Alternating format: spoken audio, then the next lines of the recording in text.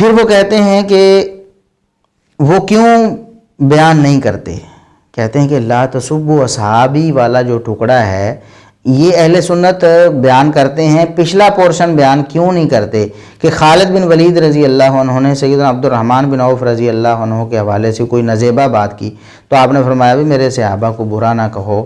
تو کہتے ہیں کہ یہ ٹکڑا کیوں بیان نہیں کرتے، اس لیے انہیں پتہ ہے کہ حضرت معاویہ کے دور میں حضرت علی پہ ممبروں پر سب و شتم ہوتا تھا، تو کسی کے دماغ میں یہ بات نہ آ جائے کہ یہ تو اولین صحابہ کو کہا گیا کہ میرے سینئر صحابہ کو گالیاں نہیں نکالنی. حضرت خالد بن ولید فتح مکہ سے پہلے مسلمان ہوئے، ان کی گالی عبد الرحمن بن عوف کے حق میں برداشت نہیں ہو رہی، تو جو معافیاں مانگ کے طلقاء ہیں فتح مکہ کے موقع پر مسلمان ہوئے حضرت معاویہ اور ابو سفیان، وہ مولا علی پر لعنت کروائیں، یہ کیسے درست ہو سکتا ہے؟ پچھلا پورشن بیان ہی نہیں کرتے.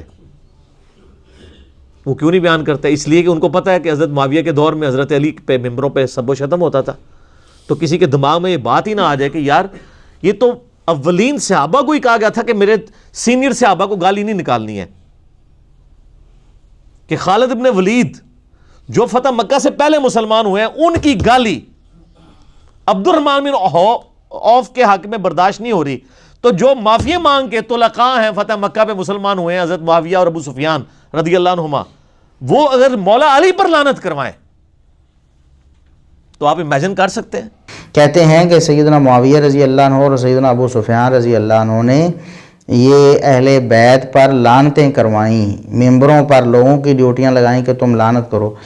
ہم کہتے ہیں لعنت اللہ علی الکاذبین، جھوٹوں پر اللہ کی لعنت. مرزا صاحب آپ اللہ کے لیے ڈر جائیں، اللہ سے اس جھوٹ سے توبہ کر لیں، ورنہ یہ جو لعنت ہے نا، جھوٹوں پر لعنت والی بات، یہ آپ پر پہنچ جائے گی کسی نہ کسی دن، پہنچ بھی رہی ہوگی، اور جب یہ حتمی طور پر پہنچ گئی تو آپ کا بیڑا گرک دنیا آخرت دونوں میں ہو جائے گا.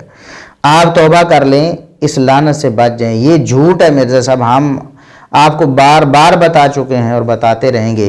سیدنا معاویہ رضی اللہ عنہ سے زندگی میں کبھی ایک دفعہ بھی سیدنا علی رضی اللہ عنہ یا اہل بیت میں سے کسی پر لعنت کرنا یا کروانا قطعاً ثابت نہیں ہے. سیدنا ابو سفیان رضی اللہ عنہ جو والد گرامی ہیں سیدنا معاویہ رضی اللہ عنہ کے، سسر ہیں نبی کریم صلی اللہ علیہ وسلم کے، دیکھیں یہ رشتہ داری بھی آپ کو ساری رشتہ داریاں بھول گئیں. کیا بیٹی ہونا ہی صرف رشتہ داری ہے؟ وہ بھی رشتہ داری ہے. تو جو باپ کے برابر ہے، سسر جو ہے، بیوی کا جو باپ ہوتا ہے، انسان کا بھی باپ ہوتا ہے، اس کی رشتہ داری کا آپ کو کوئی حیا نہیں ہے. آپ کہتے ہیں کہ وہ نعوذ باللہ جھوٹ باندھ رہے ہیں ان پر کہ وہ اہل بیت پر لعنت کرواتے تھے، نعوذ باللہ استغفر اللہ.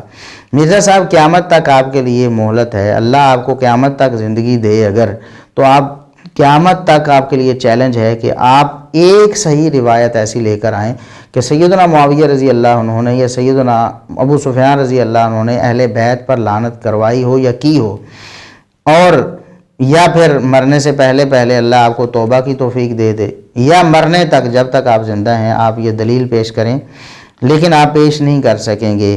پھر آپ نے دوبارہ یہ بات ایک اور کلپ میں دہرائی کہ حضرت معاویہ کب مسلمان ہوئے؟ فتح مکہ کے موقع پر. ان کو اجازت ہوگی کہ وہ گالیاں دیں اور دلوائیں حضرت علی پہ. اور حضرت معاویہ کب مسلمان ہوئے؟ فتح مکہ پہ. ان کو اجازت ہوگی کہ وہ گالیاں دیں اور دلوائیں حضرت علی پہ؟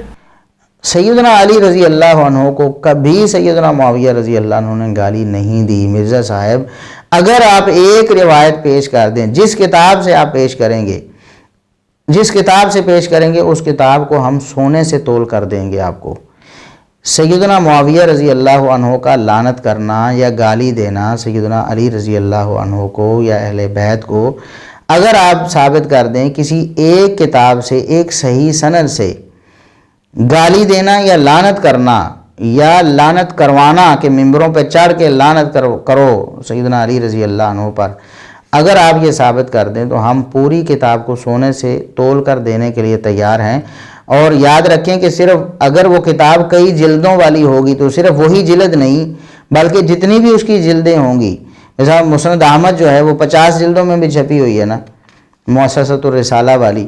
اگر مسند احمد میں آپ یہ روایت ہمیں صحیح سند سے نکال کے دیں، کوئی روایت اس طرح کی، تو ہم پوری 50 جلدیں آپ کو سونے کے ساتھ تول کے دینے کے لیے تیار ہیں. لیکن آپ تا قیامت اپنی پوری زندگی میں یہ کر ہی نہیں سکتے، ہے ہی نہیں. سیدنا معاویہ رضی اللہ عنہ نے یا سیدنا ابو سفیان رضی اللہ عنہ نے ایسا کبھی نہیں کیا. آپ جھوٹے الزام ان پر لگاتے ہیں, آپ اللہ کا خوف نہیں کرتے.